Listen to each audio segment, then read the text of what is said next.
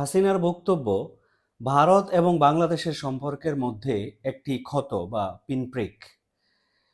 এই কথাটি বলেছেন ভারতের পররাষ্ট্র বিষয়ক সচিব বিক্রম মিশ্রি। এই বিষয়টি নিয়ে আমরা এই পর্বে আলোচনা করব। আমি অ্যাডভোকেট মোহাম্মদ আলী হোসেন। আমি বাংলাদেশের কুমিল্লা আদালতে কর্মরত আছি। এই চ্যানেলে জাতীয় এবং রাজনৈতিক বিভিন্ন ইস্যু নিয়ে আলোচনা করা হয়ে থাকে। আপনার যদি কন্টেন্ট ভালো লাগে আপনি আমার চ্যানেলটিকে সাবস্ক্রাইব করে দিন। বন্ধুরা, আপনারা জানেন যে পররাষ্ট্র সচিব ভারতের উনি সাম্প্রতিককালে বাংলাদেশ সফর করেছিলেন। আপনারা জানেন যে ওনার সফরের আগে এবং পরে বাংলাদেশের মধ্যে কিন্তু একটা টান টান উত্তেজনা বিরাজ করছে।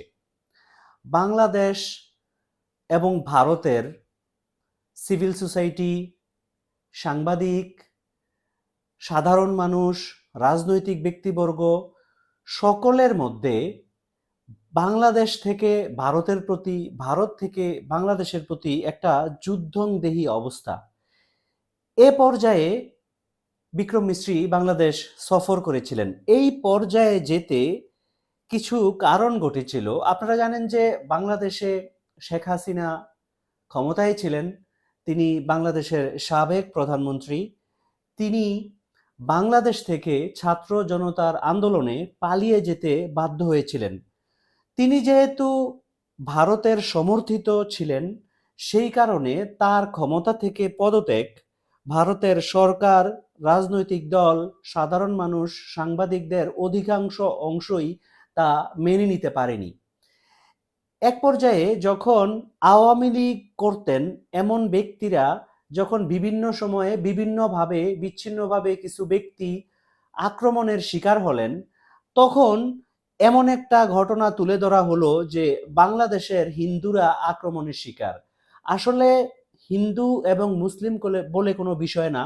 এইখানে যারা শেখ হাসিনা রেজিমকে বা শেখ হাসিনার গত 15 বছরের অন্যায়ভাবে ক্ষমতায় থাকা হত্যা, খুন, গুম, ছাত্র জনতাকে হত্যা ইত্যাদি ভাবে শেখ হাসিনাকে এই হত্যাকাণ্ডে বা দুর্নীতিতে যারা সহযোগিতা করেছিলেন তাদের বিরুদ্ধে স্বাভাবিকভাবেই বাংলাদেশের মানুষ অনেক ক্ষুব্ধ।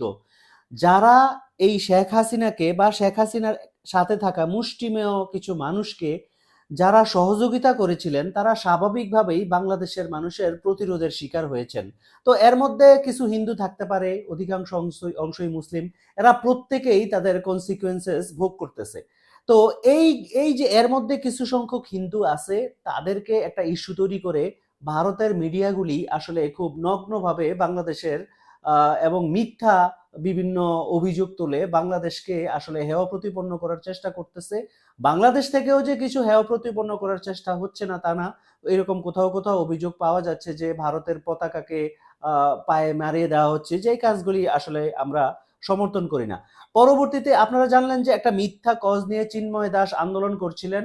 উনি বাংলাদেশ বিরোধী ষড়যন্ত্র করছেন বলে ওনাকে গ্রেফতার করা হলো এবং এই গ্রেফতারের প্রতিবাদে আরো নানা রকম ঘটনা বাংলাদেশে ঘটলো। আপনারা জানেন যে ওনাকে গ্রেফতার করার পর ওনাকে যখন জামিন দেওয়া হলো না, তখন ওনার অনুসারীরা একজন আইনজীবীকে, বিজ্ঞ সাইফুল ইসলাম আলিফকে হত্যা করে ফেললেন। কিন্তু এরপরও পরবর্তীতেও বাংলাদেশের মানুষ যথেষ্ট সংযম দেখিয়েছে। আমরা আশা করব যে ভারতের মানুষও সেরকম সংযম দেখাবে। তো যাই হোক, এখন দেখা গেল যে বিক্রম মিশ্রি এই পরিস্থিতিতে যখন বাংলাদেশে সফরে আসলেন, সফরে আসার পর এই সকল পরিবেশ পরিস্থিতি নিয়ে বাংলাদেশের উদ্বেগ কোথায়, ভারতের উদ্বেগ কোথায়, এই বিষয়গুলো নিয়ে আলাপ আলোচনা হলো। বাংলাদেশের তরফ থেকে বিক্রম মিশ্রির প্রতিনিধি দলকে পুরো ঘটনা তুলিয়ে ধরা হলো। কোন কোন বিষয়গুলোতে বাংলাদেশ উদ্বেগের মধ্যে রয়েছে বা কোন বিষয়গুলো বাংলাদেশ পছন্দ করতেছে না, কোন বিষয়ে বাংলাদেশ সহযোগিতা চায় ভারতের, এই বিষয়গুলো বাংলাদেশ তুলে ধরেছে। এবং খুব স্বাভাবিকভাবে ভারতও তাদের উদ্বেগের বিষয়গুলো তুলে ধরেছে। তো এখন দুই পক্ষের মধ্যে আলাপ আলোচনা হয়েছে। আশা করা যায় যে দুই পক্ষের বরফটা গলবে। এখন কথা হলো, উনি তো একজন পররাষ্ট্র সচিব, উনি ভারতে গিয়েছেন। ভারতে গিয়ে পররাষ্ট্র বিষয়ক যে সংসদীয় স্থায়ী কমিটি আছে সেই স্থায়ী কমিটিতে উনি প্রতিবেদন দিয়েছেন। সেই কমিটির প্রধান হলেন কংগ্রেস নেতা শশী থারুর। ওনাকে যখন বিক্রম মিস্ত্রি রিপোর্ট দিচ্ছিলেন, এক পর্যায়ে শেখ হাসিনার প্রসঙ্গটি ওঠে। শেখ হাসিনার প্রসঙ্গটি ওঠায় বিক্রম মিস্ত্রি বিষয়টাকে ক্লিয়ার করেন। উনি বলতে চাইলেন যে হাসিনা যে ওনার বক্তব্যগুলি দিচ্ছেন বিভিন্ন স্থানে বিভিন্ন ব্যক্তির সাথে, এইগুলি হাসিনার যে নিজস্ব মোবাইল ডিভাইস আছে, এই মোবাইল ডিভাইস ইউজ করে উনি ব্যক্তিগতভাবে ওনার রাজনৈতিক দলের নেতাকর্মী বা বিভিন্ন স্থানে উনি যোগাযোগ করার চেষ্টা করতেছেন। কিন্তু ভারত ওনাকে এমন ধরনের কোনো ইনফ্রাস্ট্রাকচার তৈরি করে দেন নাই, এমন কোনো সুযোগ সুবিধা দিয়ে ইকুইপড করেন নাই যেটা ইউজ করে উনি বাংলাদেশের বিরুদ্ধে নানা রকম প্রপাগান্ডা চালাইতে পারবেন বা বাংলাদেশকে অস্থিতিশীল করতে পারবেন। উনি যেই কাজগুলি করতেছে, যে পিনপ্রিক করতেছেন, এই বিষয়গুলোতে ভারত সরকারের সায় নেই। ভারত সরকার বাংলাদেশের সরকারের সাথে একটা সুসম্পর্ক রাখতে চায়, যে সরকারি ক্ষমতায় আসুক না কেন। ভারত বাংলাদেশের কোনো রাজনৈতিক দলের সাথে বা কোনো ব্যক্তির সাথে কোনো রকম বিশেষ সম্পর্কে আগ্রহী নয়। বিক্রম মিস্ত্রির এই যে কথাটা বলা বর্তমান সময়ে এসে এটা যথেষ্ট তাৎপর্য বহন করে এই কারণে যে ভারত গত 15 বছর যেই রকম ভাবে তাদের পররাষ্ট্র নীতি সাজিয়েছে, এই পররাষ্ট্র নীতির মধ্যে কিন্তু এই বিষয়গুলো ছিল না। আনফরচুনেটলি এই বিষয়গুলি না থাকার কারণে ভারত এবং বাংলাদেশের জনগণের পর্যায়ে একটা রাষ্ট্রের সাথে একটা রাষ্ট্রের সম্পর্ক কিন্তু অত্যন্ত খারাপ হয়ে গিয়েছে। এই পররাষ্ট্র নীতিটা যদি 15 বছর আগে থেকে থাকতো, তাহলে বাংলাদেশে যখন গণতন্ত্রের মর্যাদা ভুলুণ্ঠিত হচ্ছিল, একটা গণতান্ত্রিক বৃহত্তম গণতান্ত্রিক দেশ হিসাবে ভারত যদি তার ভূমিকাটা এই রাখতো যে এটা আওয়ামী লীগ, বিএনপি, জামায়াত ইসলামী, জাতীয় পার্টি, কোন পার্টি ক্ষমতায় এটা ভারতের দেখার বিষয় না, ভারত ছোট রাষ্ট্রের কাছে এই দাবি রাখে যে তারা বাংলাদেশে এক গণতান্ত্রিক দেশ চায়। যদি এই অবস্থানটা ভারত ধরে রাখতে পারতো, তাহলে আজকে বাংলাদেশে এত হাজার হাজার মানুষের হত্যা হতো না। ভারত এবং বাংলাদেশের এই যে সুসম্পর্কটা সেটা নষ্ট হইতো না। বাংলাদেশের মানুষের সাথে ভারতের মানুষের সম্পর্ক ভালো থাকতো, রাষ্ট্রে রাষ্ট্রে সম্পর্ক অত্যন্ত মধুর থাকতো। এবং আমাদের মধ্যে যে কানেক্টিভিটি তৈরি করা হয়েছিল, বাস যোগাযোগ, রেল যোগাযোগ, আরো নানা রকম যোগাযোগ, সেটা বৃদ্ধি পাইতো। যাই হোক, লেট বেটার লেট দেন নেভার একটা কথা আছে। দেরিতে হলেও ভারত এই কথা বুঝতে পারতেছে যে সবগুলি ডিম একটা ঝুড়িতে রাখা যাবে না, সকলের সাথে সুসম্পর্ক রাখতে হবে। বাংলাদেশে কে ক্ষমতায় আসবে এটা ভারতের কাছে বড় ইস্যু না। ভারতের কাছে বড় ইস্যু হচ্ছে, ভারতের কাছে বড় গুরুত্বপূর্ণ বিষয় হচ্ছে ভারতের রাজনৈতিক এবং অর্থনৈতিক স্থিতিশীলতা। সেম এটা বাংলাদেশের জন্য।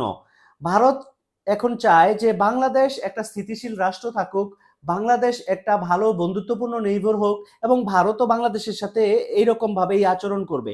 তো এই বিষয়টা ভারত দেরিতে বুঝতে পারলেও এটা ভারতের জন্য ভালো, বাংলাদেশের জন্য ভালো।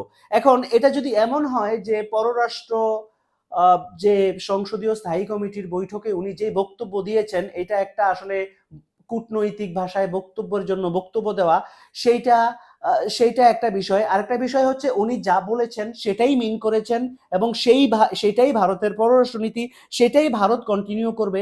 তাহলে এটা আশা করাই যায় যে ভারত এবং বাংলাদেশের সম্পর্ক অত্যন্ত মধুর হবে।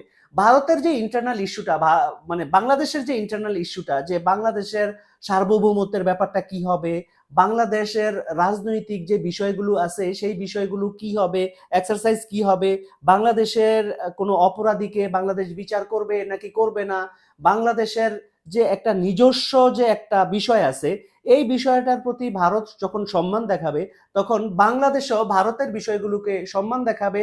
একটা বৃহত্তম প্রতিবেশী রাষ্ট্র হিসাবে, বন্ধুপ্রতিম মানে প্রতিবেশী হিসাবে ভারতের সাথেও সুসম্পর্ক গড়ে তুলবে। এছাড়া বিক্রম মিস্ত্রি আরো টোটাল এই যে ওনার যে টোটাল মিটিংটা ছিল, দীর্ঘ সময় ধরে উনি বাংলাদেশের পররাষ্ট্র সচিব জনাব জসিমউদ্দিন, বাংলাদেশের প্রধান উপদেষ্টা ডক্টর মোহাম্মদ ইউনূস, এদের সাথে যেই বক্তব্যগুলি দিয়েছেন বা তাদের সাথে যেই বিষয়গুলো নিয়ে আলোচনা হয়েছে, পুরো আলোচনার রিপোর্ট উনি সংসদীয় স্থায়ী কমিটি দিয়েছিলেন এবং স্থায়ী কমিটিকে দিয়েছিলেন এবং স্থায়ী কমিটি এই বিষয়টা নিয়ে কাজ করছে, বিচার বিবেচনা করছে। আসলে ভারত এবং বাংলাদেশের সম্পর্কটা কোন দিকে যাচ্ছে আমরা অদূর ভবিষ্যতেই দেখতে পাবো। বন্ধুরা, এই ছিল আজকের আলোচনা। আপনি সুস্থ থাকুন, ভালো থাকুন। আসসালামু আলাইকুম ওয়া রাহমাতুল্লাহ।